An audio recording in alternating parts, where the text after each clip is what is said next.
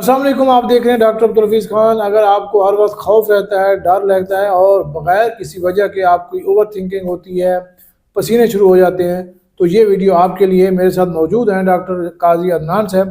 आज हम इस पर बात करेंगे। इसको हम कहते हैं जनरलाइज एंग्जाइटी डिसऑर्डर। तो ये बहुत ही अहम बात है, आज बहुत ही अहम टॉपिक है। इस पे आपने सब इसको गौर से सुनना है और आखिर तक सुनना है। अगर घर में किसी को या अपने दोस्तों में किसी को इस तरह का मसला हो तो उसको शेयर भी करें।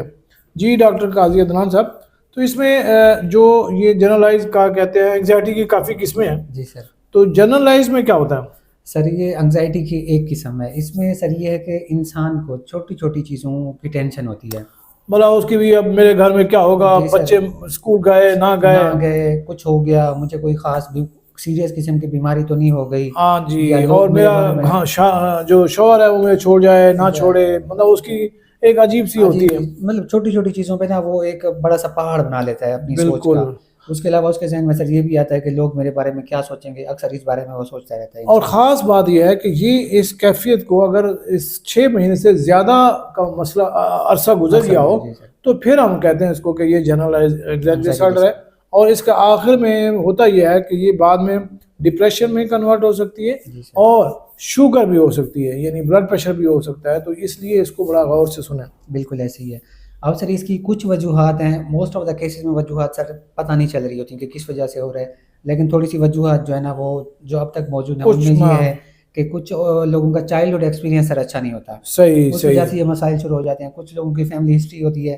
फैमिली में किसी को अगर ये मसला है तो फिर बच्चों में वो मसला होने के हो चांसेस ज़्यादा जाता है, होते हैं। सही उसके सही। अलावा कुछ लोगों की सर पर्सनैलिटी ऐसी होती है कि वो स्ट्रेस बहुत ज़्यादा लेते हैं। तो हम्म। उनमें भी पहले स्ट्रेस होता है, फिर ओवरथिंकिंग और उसके बाद और एंग्जायटी ख़ास तौर पे डिसऑर्डर बन हमारे जाता है। डॉक्टर जो हैं वो तो बहुत ही इसको स्ट्रेस को लेते हैं। जी सर, बहुत ज़्यादा। और फीमेल डॉक्टर का ये ज़्यादा प्रॉब्लम होता है, क्योंकि उन्होंने घर को संभालना है, बच्चों को देखना है, ड्यूटी करनी है और क्लिनिक भी करना है। करना है भी। तो इस तरह का वो फिर उनके लिए ज़्यादा होता है, वो ज़्यादातर गौर से सुने। वैसे हर बंदे के लिए बड़ी अहम है।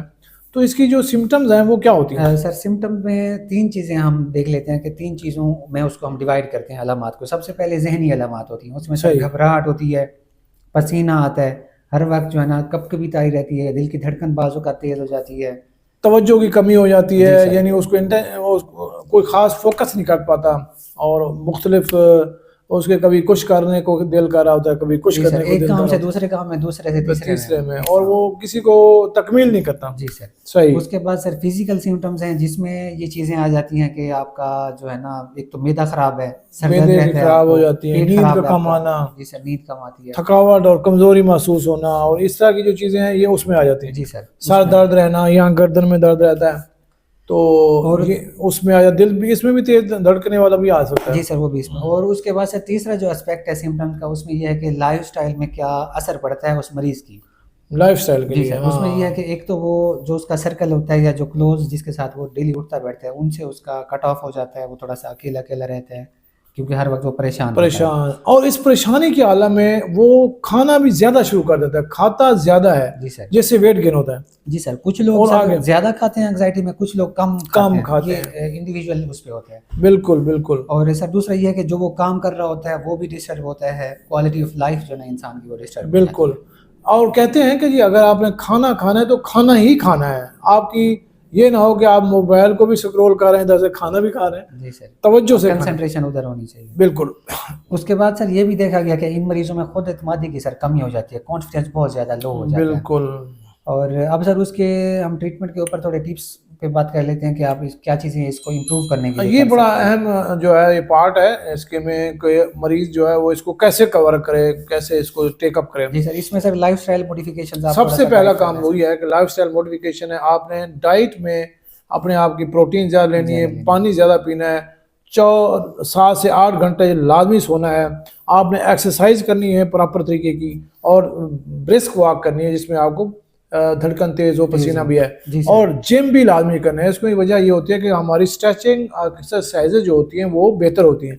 अगर आप प्रॉपर ये नींद लेंगे, प्रॉपर आप एक्सरसाइज करेंगे, तो आपको अच्छे अच्छे हार्मोन खारिज होते हैं वो होंगे, जिससे आपका ब्रेन फ्रेश होगा, आपको नींद प्रॉपर आएगी, और आप अपने आप को जो ये थकावटें, कमज़ोरियाँ सी होती हैं ये भी ठीक हो जाएंगी, और आपकी जो पॉजिटिव सोचें वो बेहतर हो जाएंगी। और दूसरा ये कि आपने नेगेटिव सोचना बंद कर देना है। एक अपना किसी दोस्त को बुला लें, उसके साथ बैठ के गपशप करें, उसके साथ उसको चाय से पिला दें, तो ये सबसे बेहतर काम है अपने आप को रिलैक्स करने का। बिल्कुल बिल्कुल। इसके बाद अगली होती है कि आपने मेडिटेशन क्या करनी है। मेडिटेशन क्या होती है कि उसमें आपने आराम से जी सर, प्रोग्रेसिव मसल रिलैक्सेशन एक टेक्निक होती रिलैक्सेशन है। है, और दूसरा ये है कि डीप ब्रीदिंग भी कर सकते डीप हैं। आपने ब्रीदिंग कर कुछ सेकंड सकते के लिए हैं, सांस को रोक के रखना है, फिर उसको ऐसा ऐसा बाहर निकालना है। रिलैक्सेशन एक्सरसाइजेज होती हैं वो आपने करनी है। जी सर, मेडिटेशन भी कर सकते हैं। उसके बाद जो ना नमाज भी पढ़ सकते हैं, नमाज क्योंकि फ़र्ज़ है वो भी पढ़ेंगे तो बिल्कुल। उसका दोनों लिहाज से आपको फ़ायदा और होगा। इसमें ये होता है जब भी आप अकेले बैठें तो आपको हमेशा ये लोग हम भी कहते होते हैं कि आपका अकेलापन कैसा गुजरता है, उसमें आप बजाय इसके कि आप मोबाइल यूज़ फेसबुक, करते रहें। यूट्यूब और इधर उधर के और परेशानियां लें, तो आप बेहतर हाल ये होता है कि आपने दुरूशी पढ़ना होता है। आप छोटा दुरूशी पढ़ें, बड़ा पढ़ें, जो भी आपको आता है वो को पढ़ें और रेगुलर पढ़ें, और उसको एक मिकदार में पढ़ें कि भाई हमने 2000 पढ़ना है, 3000 पढ़ना है, 4000 पढ़ना है या उससे ज़्यादा पढ़ें। तो ये जो है, और फुल कंसंट्रेशन से पढ़ें, तो इससे बहुत फ़ायदा होता है। उसके बाद मेडिकेशन है। जी सर, कुछ मेडिसिन शुरू में भी हम थोड़ी बहुत सर स्टार्ट करवा देते हैं ताकि पेशेंट थोड़ा सा रिलैक्स हो जाए। उनको फिर सर वो इंडिविजुअल पेशेंट्स में मुख्तलिफ प्लान होते हैं। लैन होती है, यानी ये अगर आपको ये सिम्टम आराम ना आ रहा हो तो फिर आपने डॉक्टर से लाजमी रुजू करना है। दवाई भी अगर खानी पड़ती है तो उसको खाएं और अपने आप को फिट रखें। कुछ और भी होते हैं, सीबीटी वगैरह होती है, जी सर, उसको भी हम सीबीटी यूज़ है, करवाते वो हैं, ये है कि अगर सेवेरिटी ज़्यादा है तो फिर उसको वो प्रॉपर भी सेशन भी करवाते हैं, करवाए जाते सेशन हैं। करवाए जाते हैं। लेकिन ये बात सर यहाँ पे बताने की ज़रूरत है कि लोग दवाइयों से डरते हैं। तो हाँ, जिस तरह हम बाकी बीमारियों की दवाई खाते हैं, मैदा ख़राब है उसकी दवाई खाते हैं, तो इसी तरह ये भी इनके उसी तरह की है। उसी तरह के, तो उसमें अगर आपको डॉक्टर कहता है कि ज़रूरत है तो फिर आपको उसको खाना चाहिए। बिल्कुल, आप देखते रहिएगा डॉक्टर अब्दुल हफीज़। अगर किसी को घर में या अपने दोस्तों में आप समझते हैं कि उसको इस तरह की एंग्जाइटी डिसऑर्डर है, तो ये वीडियो उसको लाजमी शेयर करें ताकि उसको फ़ायदा हो। एक आम काम करें कि आपको अगर ये पहले थी तो उसमें लिखने हैं येस, और एक कमेंट्स में लिख दें, अगर नहीं थी तो नो। ये लाजमी लिखना है ताकि हमें पता चल जाए कि आपको कैसे फिट है। डॉक्टर काजी अदनान नाजिक और doctor Abdul Hafeez Khan, thank you.